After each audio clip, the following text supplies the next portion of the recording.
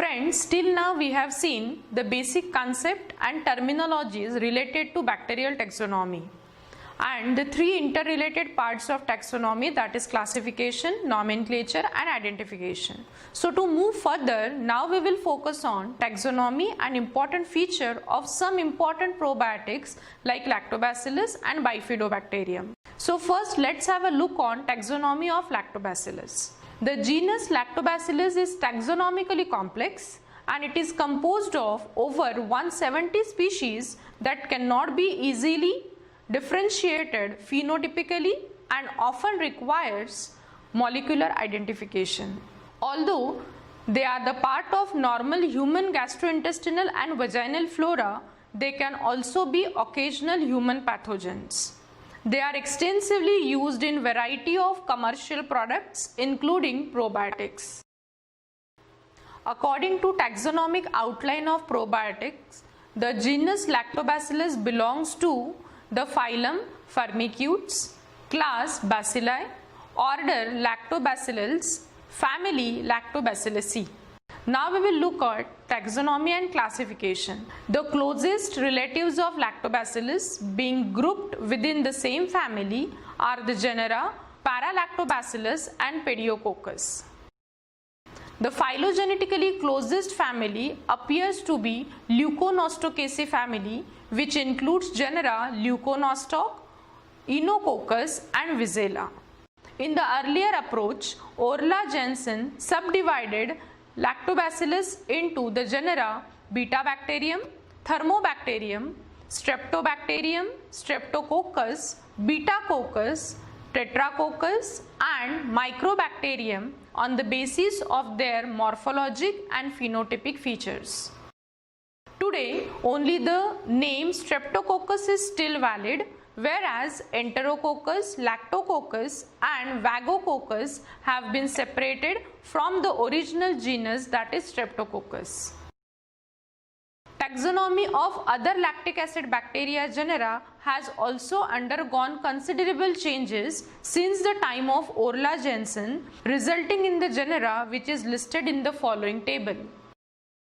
Such taxonomic knowledge of a strain may therefore give an indication of strain's origin, habitat and physiology, and have more important consequences for the selection of novel strains for application in food fermentation or for use as probiotic. According to metabolism, Lactobacillus species can be divided into three major groups. First one is obligatory homofermentative, that is group 1. It includes Lactobacillus acidophilus, Lactobacillus delbrueckii, Lactobacillus heveticus and Lactobacillus salivarius.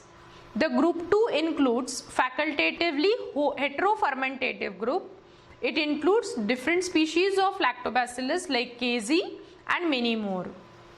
The third group is obligative heterofermentative. It includes Lactobacillus brevis and Lactobacillus other species. After classification, let's have a look on important features of Lactobacillus. Here, basic morphological, biochemical, cultural and physiological features are considered. In morphological features, the first one is gram nature. By studying the gram staining, we can come to know whether the organism is gram positive or gram negative, which is based on their cell wall composition and the lipid content in the cell wall. As far as Lactobacillus is concerned, it is gram positive and appear violet in color, and it is non-acid fast, that means it takes gram stain readily.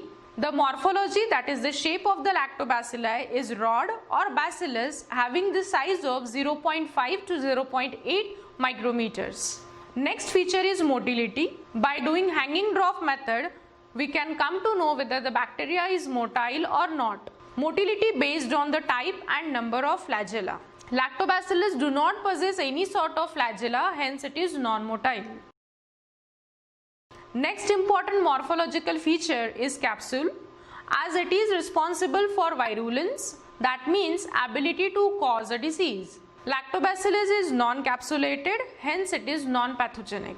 In addition to above morphological features, one important feature is spore forming ability. Lactobacillus is non-spore forming organism. Now let's have a look on biochemical feature of lactobacillus. As far as sugar fermentation is concerned, here production of acid and gas is checked. Among the sugars, lactobacillus ferments only glucose and fructose, whereas it is lactose and maltose non-fermenting. If you look at the type of metabolism, lactobacillus species is obligatory, homo and heterofermentative, as well as facultatively heterofermentative.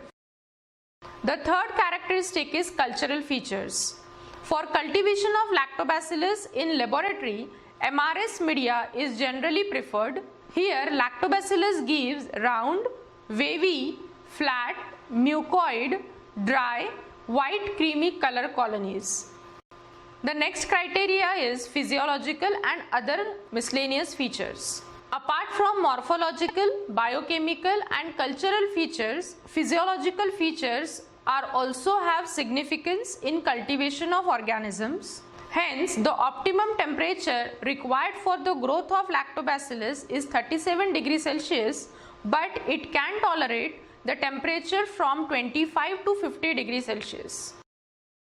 If you look at the pH condition, the optimum pH varied from 5.5 to 7, at which lactic acid bacteria gives maximum growth. As we all know, metabolism is an important feature for every living organism, and in metabolism, enzymes play an important role.